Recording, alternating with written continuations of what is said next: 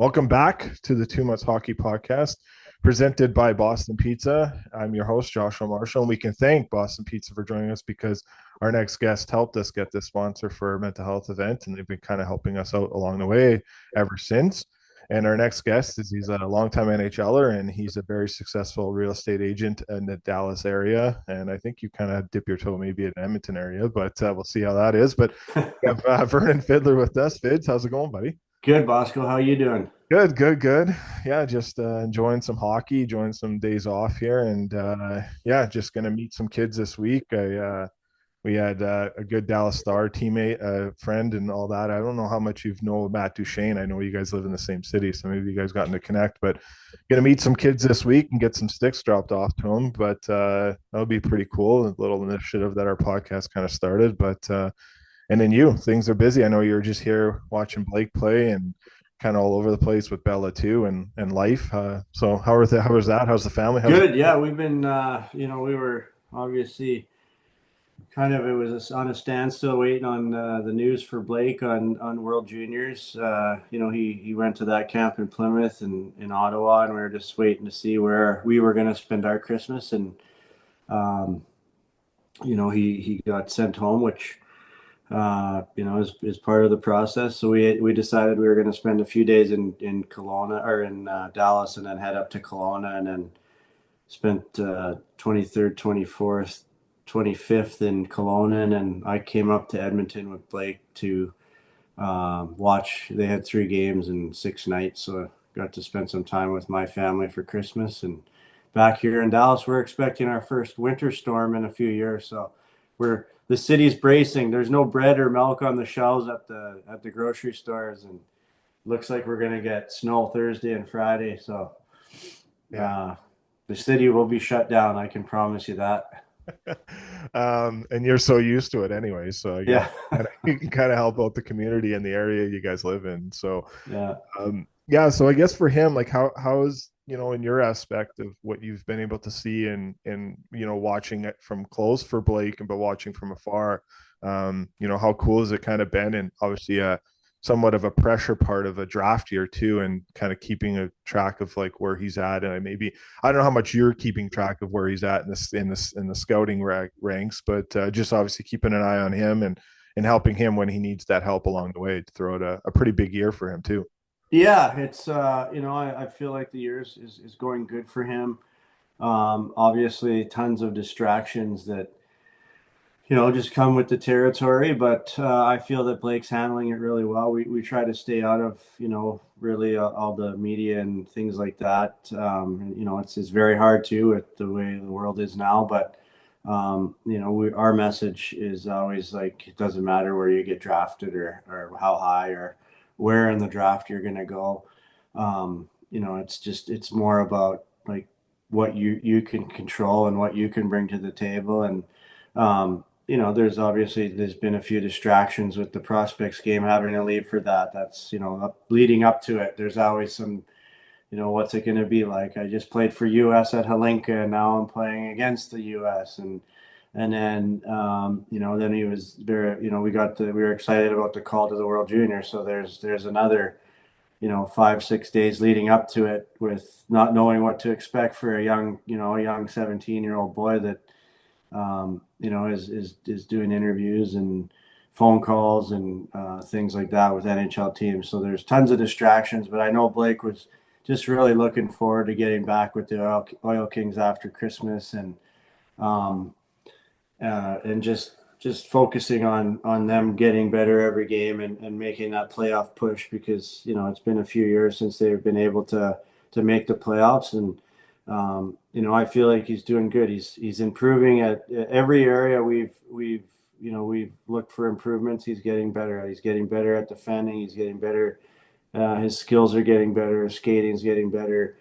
They're helping him with his offensive game, just all around game. And that's what Blake is. He's going to be a two-way guy, log lots of minutes, can join the rush, but he's also got the skill set to be able to, get the pucks off get to the net and, lead the guys into battle. So we're very happy with the path, and we're very happy with the Oil Kings have continued to follow through with his development path. And it's not always how fast you're Yeah. you're going. It's more about what path you're on, if you're going in the right direction. And there are baby steps at all times, and we feel that he's in the right direction, and that just speaks volumes for Kurt Hill and um, uh, the coaching staff with Luke Pierce and Devin Pratt and Kyle Chipchura in Edmonton, where they're keeping him focused and keeping him on the right path when it's very easy to steer off these paths because there's so many distractions. So we're very happy with where he's at right now. Yeah, obviously with the help that you can and your wife can help with, but a pretty good agency too. Obviously, we do some work with Elaine Waugh and the RSG group. Can you talk about your maybe the comfort that you have with those agents and signing up with that agency for what's going to be an important leading into an important summer here for Blake? Yeah, they've been outstanding. We're very happy with our selection with that. It's been nothing but a support staff for Blake, and then also obviously me being in the industry. Um, it's not easy for me because this is all new territory for us too. I was never drafted or even talked to an NHL team before I finished junior, but we're very happy. Al's a fearless leader for his group, and you know, Connor Long and Jeff Boston and Shane Corsten. It's a real team effort.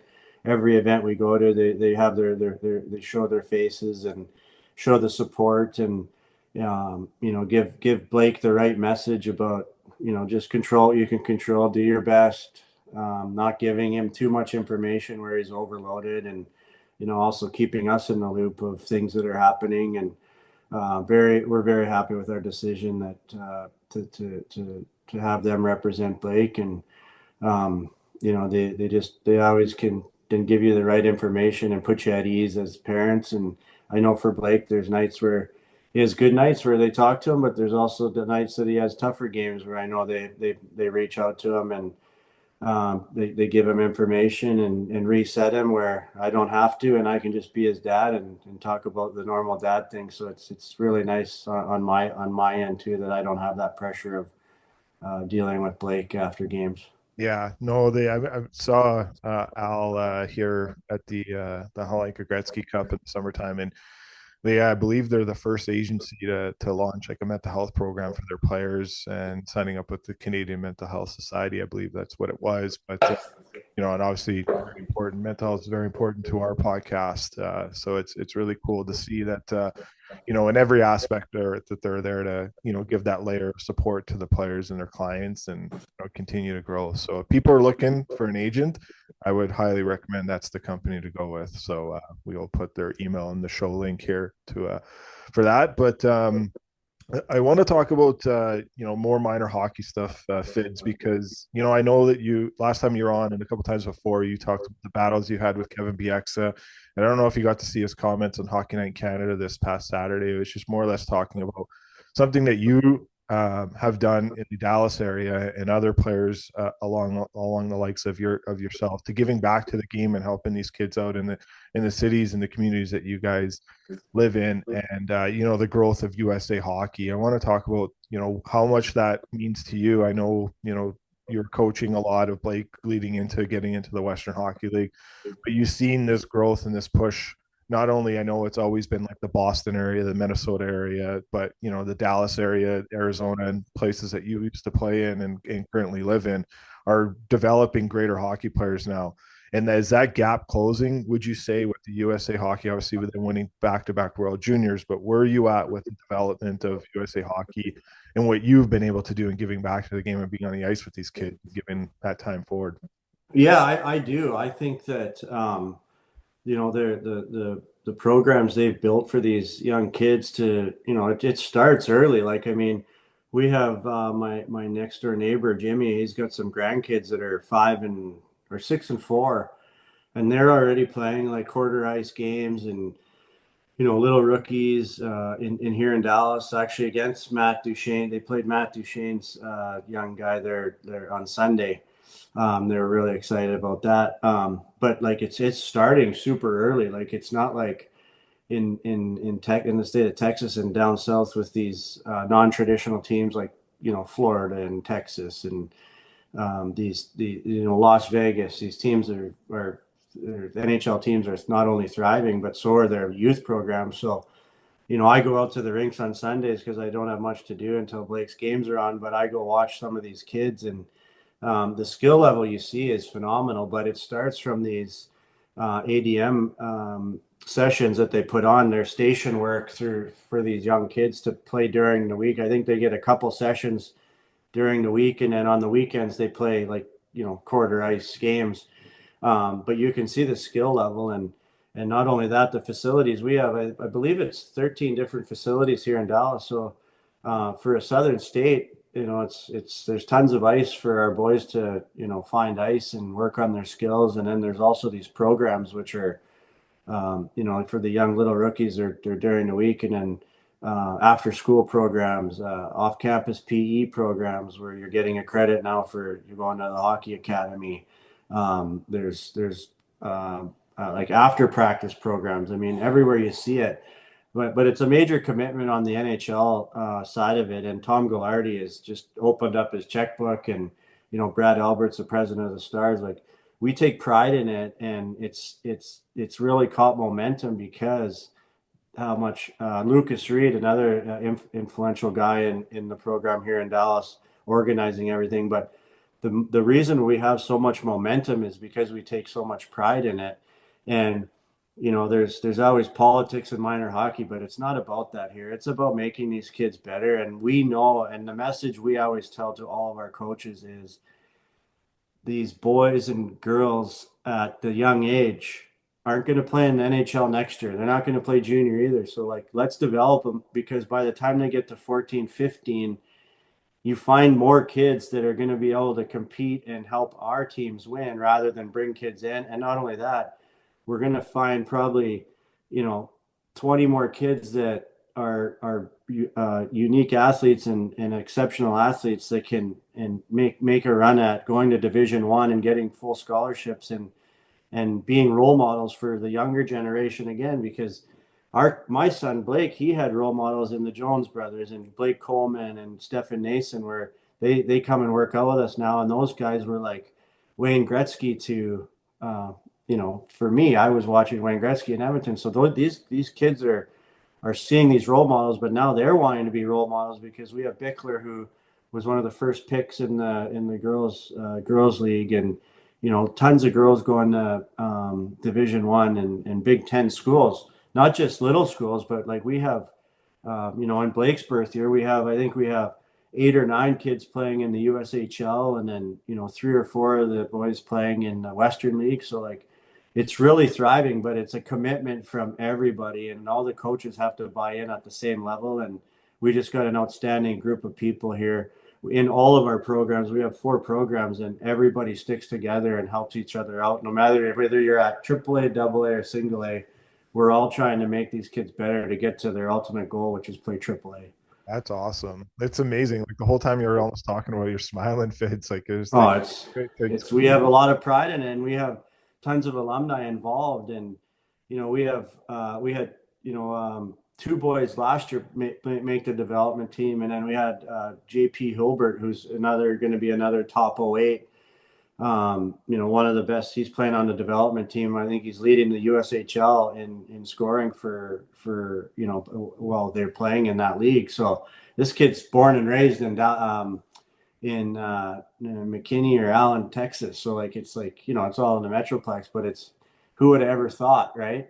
Yeah. We have 2 boys from Texas play on the Halinka team. Like it's usually you get 2 or 3 from Minnesota or New York, but not Texas. So we when we talk about our minor hockey program, we talk about it because we're super proud of it, and we continue to make kids better and continue to put work in it. And we're also very open to ideas to bring in to help them make our programs better. And I think that's probably one of the biggest things that, Eric Silverman, who's the president of Dallas Stars Elite, it's always like, how do we make these kids better? Like, how do we make our coaches better? How do we make everybody better? And that's the ultimate goal. And I think that's why you're seeing USA Hockey thrive so much, is these communities are taking a lot more pride in it, rather than having, like a coach that has all the answers, and management that has all the answers, and the directors that have all the answers. No one's perfect, and just if you can work together and find a way to keep everybody included, and then consolidate all the ideas at the end, you see it. The U.S. is thriving. They play with pace, they play with skill, they play with heart, they play with physicality. There's everything there. We got good goaltending. Like, there's just tons of positives, and it was pretty cool to see. Like, I know, like, going to camp, I started checking out who the guys were, and you have a little bit more at stake when your son's there, and then he's also comes back. He's like, Dad, these guys were so awesome to me. As the youngest guy there, it's like, just want them to win. They just deserve to win. So we cheered pretty hard for the U.S. team throughout the whole thing. Yeah, that's obviously a good story with Coach Carl, and obviously what he went through, where he couldn't, he's had to kind of put his career on hold and turn into a good coaching career. And we'll see what NHL teams come calling, or if he is comfortable where he's at. That'll be a good, interesting story to follow as the summer goes on. But I want to. What do you guys do to help your coaches get better kids there? Is there certain programs that they go through, or is there certain things that training that they go through as well? Or Yeah, well, they have, like, I know there's a Monday coaching meeting, and they go through a lot of things, and then this past couple summers they've been offering the coaches to go to coaches clinic. I know there was one in Detroit. The NHL association puts on, so they're just trying to get them more involved in learning how to bring in some new ideas, or whether it's in the dressing room culture, things like that. They're just trying to push that a little bit more on our coaches, so that we're a little bit more up to date on some of the new trends that are going on, and some of the things that these coaches have to offer for culture and dressing room and things like that. yeah, well, that's pretty cool to see. And obviously, yeah, did you ever think at some point when you were playing, obviously Arizona, Dallas, all these other places, that this would get to this level? Is that obviously a push for you to, and kind of going back? I know you guys moved back to Canada after you retired, but then moved back to the US. And obviously getting that development in for Blake, but also that itch to kind of keep giving back to the community, because you're Yeah, it's when I mean I see it in Nashville too, because actually all three of those states I played in are thriving. Like, even it's sad to see the Coyotes leave Arizona, but I know they have a really good president, and we always have friendly games against them. And I know their program is coached, like Steve Sullivan and Taylor Pyatt and Dallas Drake. Like, these are some of the coaches that are involved in that program in Arizona. And then in Nashville, you got JP Dumont, who's the president of the minor hockey there. So, like, these kids are influenced by the right people. And the older teams in Nashville, the 18s and the 16s, I know are doing really well. They're still working on the younger groups, but that's a work in progress, with getting a few more buildings and some more ice. And but yeah, it's fun to watch the commitment that these teams put in, because at the end of the day, these owners know that if the kids go to the hockey games, they have to drag their parents, so yeah, it's more people in the seats. And like, there's before you know it, you're going to start to see these hometown boys getting drafted by their hometown teams. And what a great story that would be, if these some of these boys can start to get, their local boys are starting to get drafted to their local teams. And who knows, you could see one of them playing for their hometown team before you know it. You see it all the time in Canada and yeah. in other areas, and big cities, New York, Boston, things like that. But it's just a matter of time before you start to see it in our southern states. Yeah, it's a fun and fascinating story to watch. And when you watch these World Juniors and where they, the Gord Millers and the Mike Johnsons and whatnot, where they talk about where these kids are from, and Craig Button, another one too. It's pretty cool to see. Let's move over to the NHL real quick here. Obviously, Dallas Stars, a team that you're following a lot, and you go to quite a bit of their games. Maybe not the scoring that they had in the past, but they're still in the fight. They're a really good coach team and a really balanced team. What are you seeing in the Stars right now? And do you think this could be that year where they finally get over that hurdle and Pete DeBoer finally gets that cup that he's, in my eyes, I think he's rightfully earned and deserved throughout his career. He's one of the greatest coaches of this game has. Yeah, I really do. I think they've been banged up a little bit, through the month of December, but it starts at top, like with Jim Nill. He knows the right personnel to bring in, and then with their coaching staff and Spot and Nazardine and Coach DeBoer, like you're not going to find a better coaching staff that you hear from the other guys, or you talk to the guys that certain when I see them or whatever, and it's just like, oh man, our coaching staff's the best. They really get it. They know the buttons to push. They know how to communicate to us like men. They're not demeaning us and putting us down. Like it seems like there's a really good mix in the room where he's got enough edge where he knows how to push the buttons, but he also knows that these guys are human and they're going to go through ups and downs. So it starts there. But then on our team, I mean, we have a great defensive core. They brought in a few pieces that have kind of been up and down. Dumba's struggle a little bit, but that's how it is. You come into sometimes you come into a new organization and it takes you a good 3 or 4 months to really find your spot where the team needs you. But we got some young guys that are starting to contribute a bit more, and Stankoven's, he's fighting a little bit of that second year, jinx. But I think at the same time we're finding ways to win, and that's not easy. And we're staying in the mix, even though we got that line of Duchesne, Sagan, and Marchment was just like our horse line. They're just carrying us, but it's forced some other guys to step up, and Rupe's been better, and a few other guys have stepped up, and our goaltending's been solid. So like if you really look at the lineup, when everybody's healthy, and obviously we got some cap space now, we'll probably try to fill that void a little bit. I think that they learned a lot last year losing to Edmonton, but you gotta taste it a little bit and have some bad tears before the good tears come in. And I think if we can stay healthy and get rolling at the peak at the right time, I think we have a really legitimate shot at taking the cup this year. Where do you think is an area that you would want to see maybe if there's an improvement to make at the deadline just to give that extra jolt? Is it more on the back end? Is it Yeah, I would my opinion, and again, I'm just a realtor now, yeah. but I would try to get a real heavy D man, like somebody that has a little bit of fear factor, good puck moving. I know it's not easy.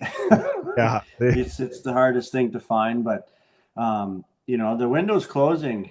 With the Stars, the older guys, Jamie and Tyler, and a few other guys, like they're going to be. Jamie's contract's up. I know they'll sign him again. Yeah. But the window's closing. They got to take advantage of it, and if they got to get rid of a few draft picks and a couple of young guys from the AHL team or draft picks, I mean, I think this is the year that they got to really, really take a look in the mirror and say, this is our window and light at the end of the tunnel's closing.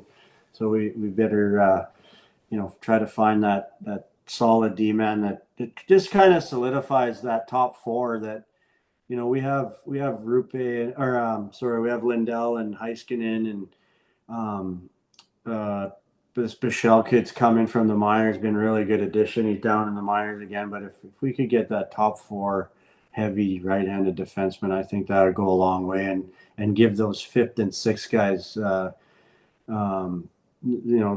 they need to be. It would put them to their minutes where they need to be, and it would give them a little bit more confidence. Yeah. I want to get your thoughts quickly on a guy that we know, and you had a funny hit little incident with him back when you played was Alex Petrovic when he tried to hit you and he went into the boards over. back in Dallas. But he's the guy that we know through our podcast. And I know he's more an AHL guy and has been, but you think it's pretty cool to kind of see a story where, he spent 5 years after playing for the Oilers, spent 5 years in the American Hockey League, and then got a bit of a taste last year in the playoffs. And he's only played 3 games this year, or 4 games this year. But what, Elliot Friedman always says this, and I maybe he said it to you, just to play one game in the National Hockey League, you're the elite of the elite. And I know there's an event recently that maybe it was last year. He talked about it to me that he was with you and Blake was there too. And I know he's kind of helps out with the Stars alumni and whatnot. He's part of that selection committee. But get your thoughts on kind of a story, just and even not even if it's just for Petro, but it's for anyone that to get there, to stay there, but also when you do go back, you can get that road back to the NHL. It's just to stay in that league every single night. And I asked that because the career that you paved out and carved out for yourself, you opened the doors for a lot of people.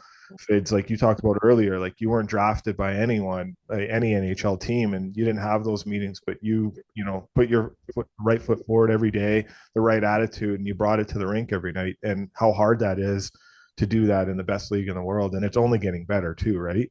Yeah, it's like I remember always just dreaming, just like being able to give your mom and dad one game. Like I just like that was always my focus was like just if someone could, even when I signed my first NHL contract, it was like I would have been happy to get one game out of it, so you could thank your parents for everything they gave you. Like all the driving and all the equipment they buy you. I just like that was my like I'd be driving in my truck and I'd be like, you're just like just one game, just give me one chance. Like I'm not going to hurt a team by just playing one game. And I actually tell this to my nephew Riley all the time. Like you just never know when you're going to get your chance. But yeah, you're right, Bosco. You get there and then you're like, oh wow, like I'm not that far off. Like but it also opens up the scouting and the management. They're like, well, he did pretty well, but there also could be that game. You could get your opportunity and it just lay the biggest egg, and you just never know if you're going to get that opportunity.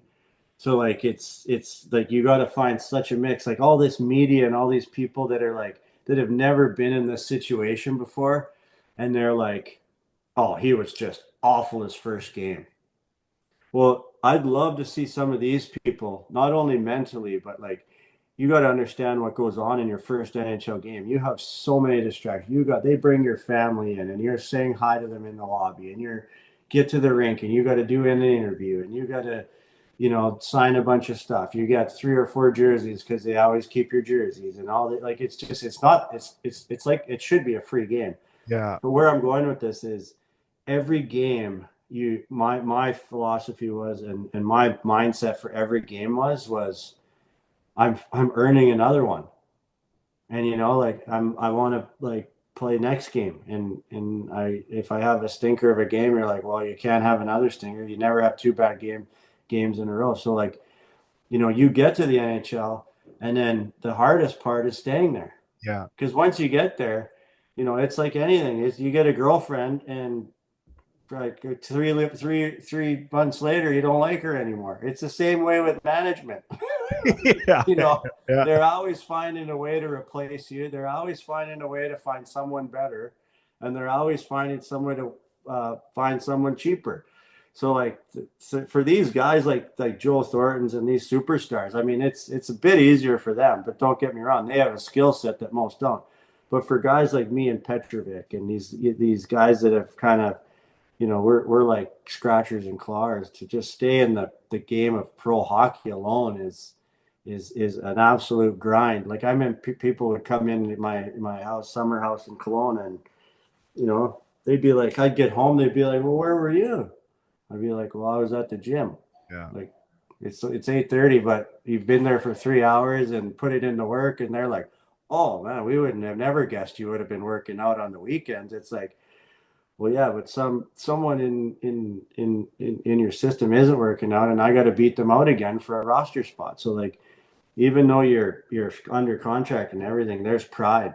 There's pride that you don't want to let your parents down, and then when you get a family, you don't want to let your wife down. You don't want to let your kids down and go home and tell them, hey, listen, Dad got cut today. I don't know where we're gonna go, but we'll figure it out.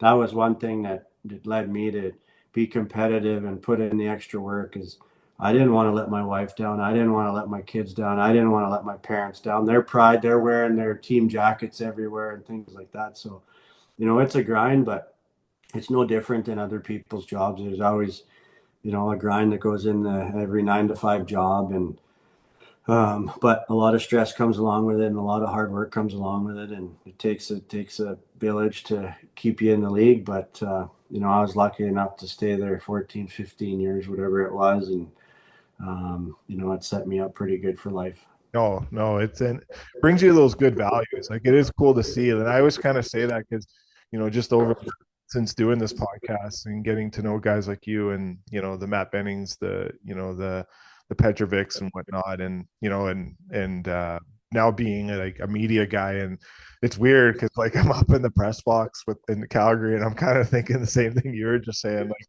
and I'm not to give any meat, like I'm not, it's not a shot against the guys that are up there, but I kind of, when they say the things that they say at times, I'm kind of like, I'm very fortunate to know NHL players on a personal basis. So when I get to understand what they do in the summertime, and it's like, guys like they're at, like you say, they're at the gym at like 5, 6 in the morning and they're there till like 10:30 or 8:30 or whatever. And it's just like, and it's every single day, and it's maybe taking one day off but then still having a family. It's it's more than just waking up in the morning and putting the pair of skates on and going to the rink. Like Yeah, much more to it. And with us bringing our minor hockey kids to the rinks and stuff like that, it's kind of like it's an extra. I try to like do it as less, but I'm also like there's such a big reward and the players like it too. So you try to yeah, gotta find that balance where you're not too much to distracting them. And I'm very superstitious. I don't text a guy that I go on a game day.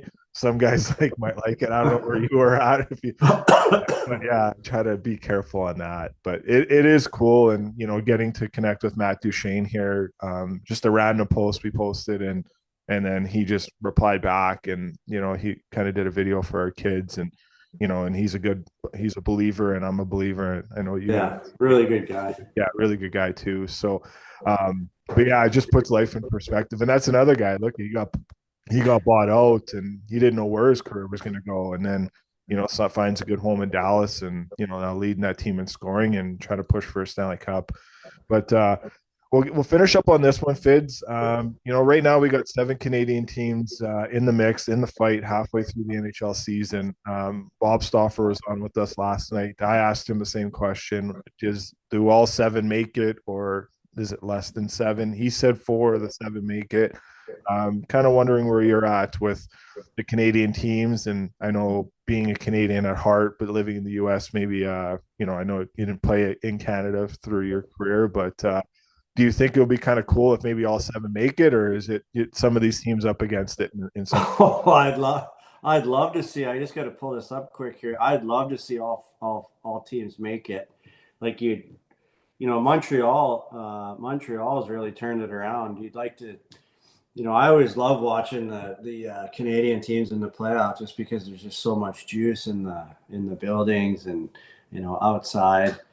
Um, but I think it's going to be hard for both Montreal and Ottawa to make it, Yeah, right? yeah, it is going to be tough like that. But at the same time, like Toronto will make it.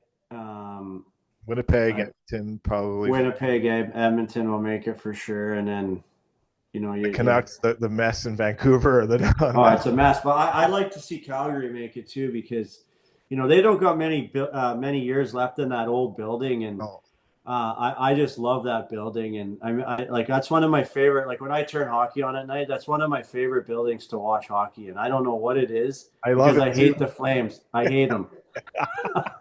I'm an Oilers fan, Yeah, but I love watching, and I know in the playoffs like the Sea of Red and all that. Like I know those guys, they still talk about it. Some guys that played there, it'd be nice to see them have a couple more playoff games in that building before they move out, which I'm sure it'll be in a couple years. But yeah, it'd be yeah. nice to They're see them they're send already, off.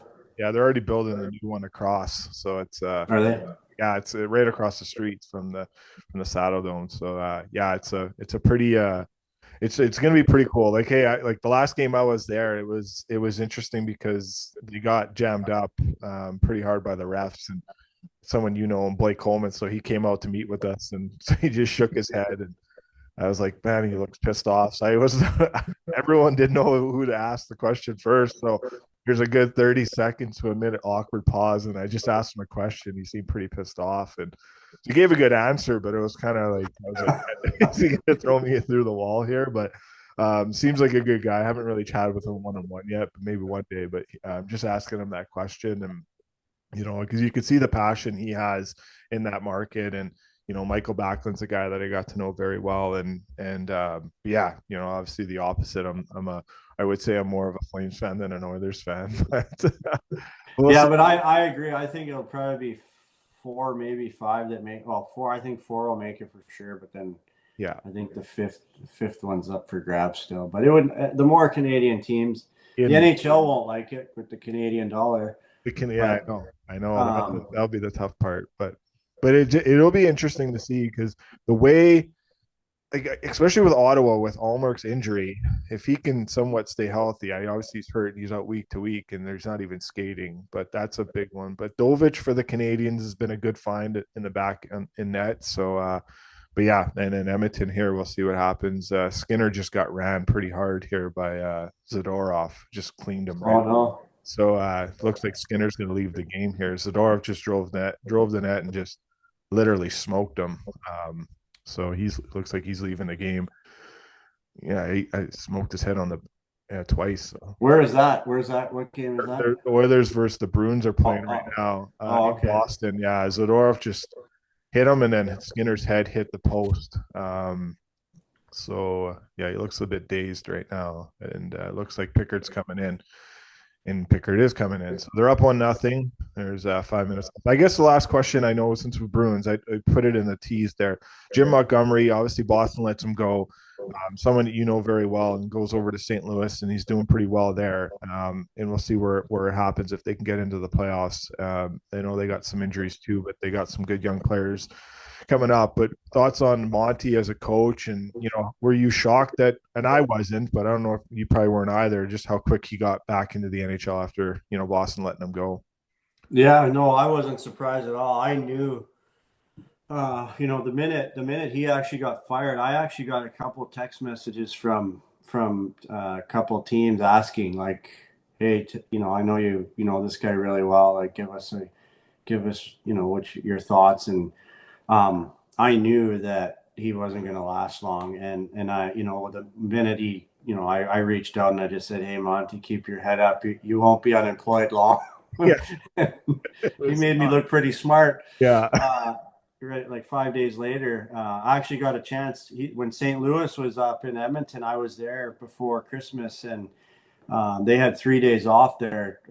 Because Taylor Swift was in Vancouver, so I got to hang out with him a couple of days and just pick his brain about the whole process and the ups and downs of it, and just how excited he was to be going back to where he kind of got his second chance, and his wife's from there. They still have a house, like very familiar with the staff and players. So like, what an easy transition it was going to be, and obviously the term of deal he got was super excited. But what a coach, man! Like I sat there with him watching Blake, and some of the things he says, you're just like, how do you see that? Like, and I knew when I worked with him in Dallas here, how brilliant his mind was and how quick he could process everything. And he's got enough arrogance where the guys really pay attention when he's talking, but he doesn't say too much where he overdoes it. He always just says the right amount, and just a brilliant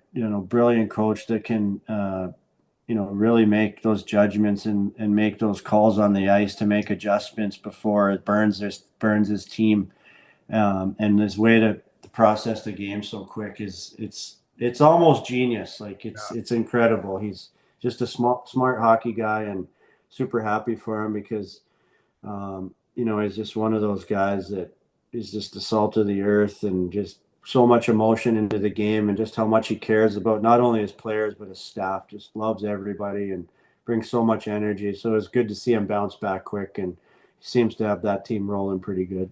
Yeah, no, and all the best to him, and all the best to you guys here, Fids. Really appreciate when you can take the time to get on with us. It means a lot. You are a very great guest for any podcast. I know other guys try to get you, and we're very fortunate enough to be the guys that do get you, so that do get you on. So there you go, represent the Mutts. So, like, Awesome, Bosco. I appreciate you having me on. yeah, thanks, man, and all the best 2025, and yeah, continue selling, man. I love seeing those posts of you number one in the realty game. I know you've been killing it there, and that's been a Awesome. lot of fun too, eh? So Awesome. yeah, Awesome. I appreciate it. We'll talk soon, brother. yeah, for sure.